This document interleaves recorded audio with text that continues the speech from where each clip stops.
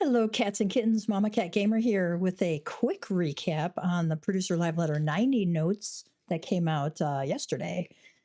I'm going to try and do this under 10 minutes for you to give you just the highlights in case you don't have time to go, watch their 3-4 hour long stream. It was fun, but it was long.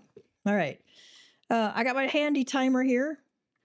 Going to see if I can do it in under 10 minutes. So here we go. Yoshi P and FoxClan were broadcasting from a different location because there were quite a few folks out in the main office who were sick with the flu, and we hope everyone gets well soon. So get well soon, everyone. Patch 7.4 releases December 16th. The team will do a live reading of the patch notes in Japanese that day.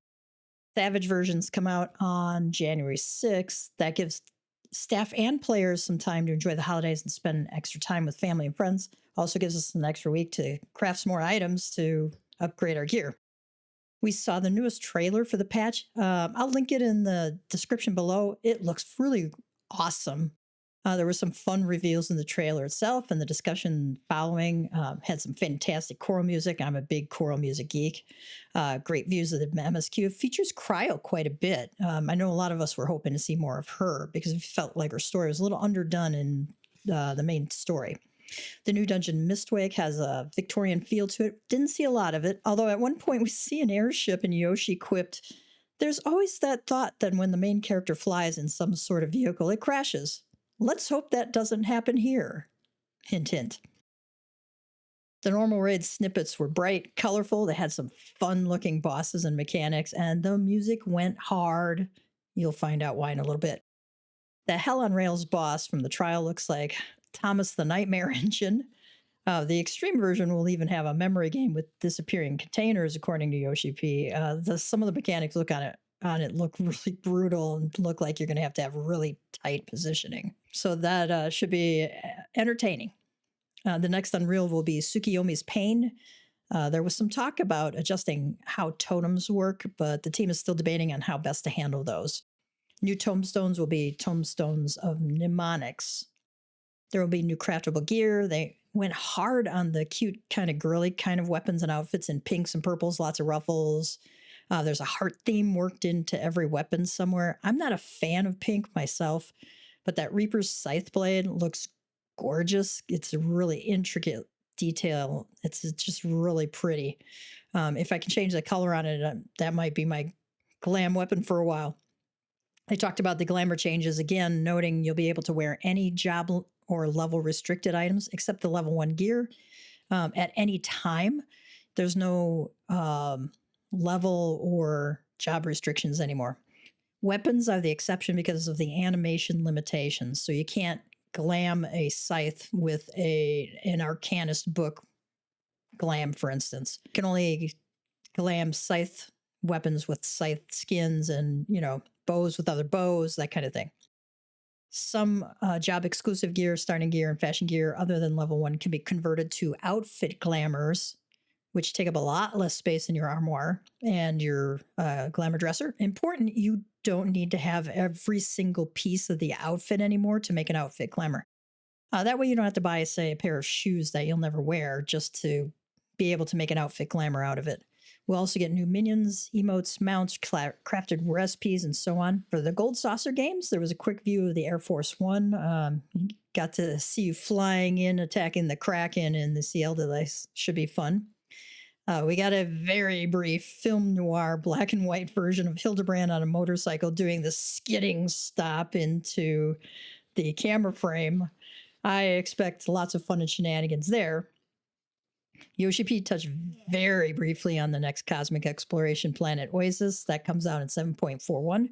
We'll also get the final enhancement stage for phantom weapons in that patch.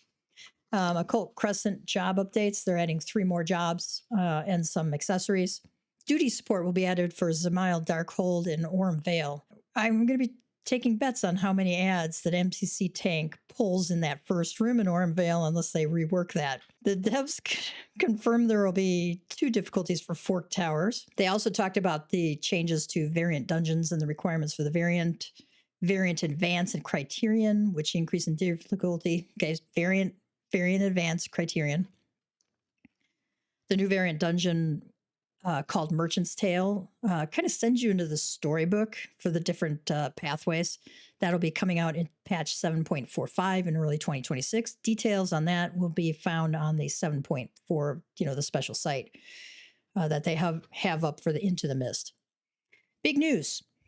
If you disconnect while soloing deep dungeons, or if your entire party is DC'd during a group run, you can resume your progress by logging in within 10 minutes, provided no one has died. Okay.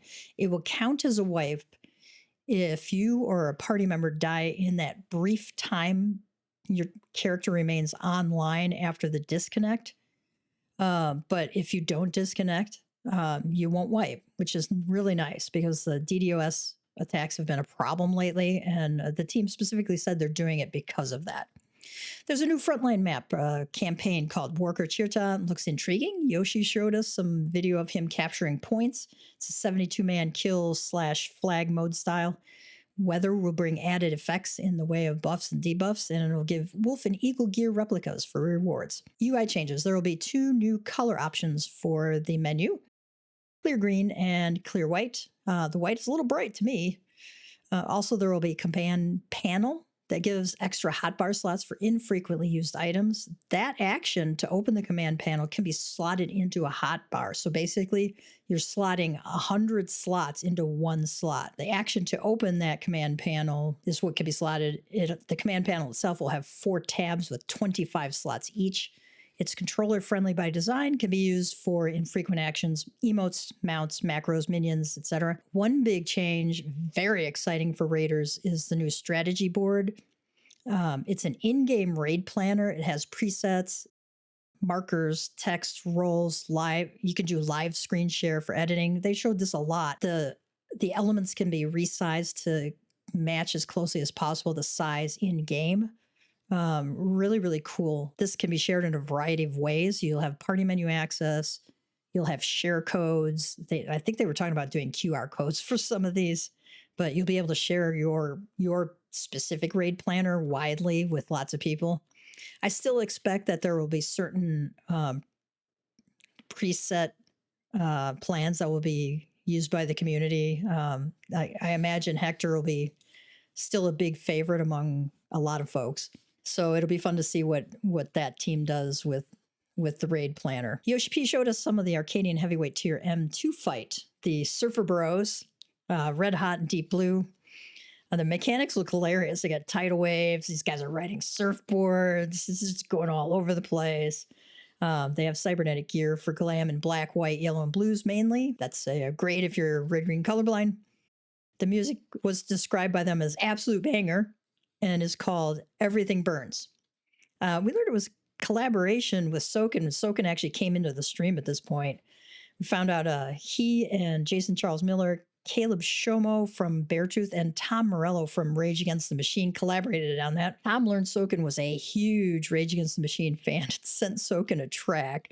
Soken visited the stream. He was absolutely geeking out about this the whole time. You have to check that out and see how excited it was. It was so fun to see him going nuts about this. The track itself will be released on December 17th. The few portions I did hear sounded fantastic. I'm looking forward to having it going while I'm playing M2 Fight. Team wrapped up with some news about opening a permanent Final Fantasy XIV store in Akihabara, Japan on December 19th. The online merch store will have a neck speaker and 3 new fragrances based on Emmett Silk, Hythlodaeus, and Venat. In August 2026, another rulebook in the tabletop RPG game will come out based on Stormblood. Final note, if you live in Japan and you have experience clearing Ultimate content, the team is looking for you. They are hiring temporary testers for 3 months, so check out the website if you're interested. And we did it in 9 minutes and 27 seconds, folks, so that was under 10 minutes. I'm going to leave you with one cat joke, because Mama Cat Gamer always has to have a cat joke. What day of the week do cats love the most? Catter Day. Yeah, Catter Day. Well, I hope you enjoyed that really quick recap of the Producer Live Letter. If you're enjoying it, like, subscribe, hit the notification bell, all that jazz. You know what to do and when to do it. And I look forward to seeing you visiting during my live streams on Wednesday afternoons or early evenings. And I try and get extra videos out during the week. So we'll say goodnight for now, and you all have a great one, cats and kittens. Mama Cat Gamer signing out.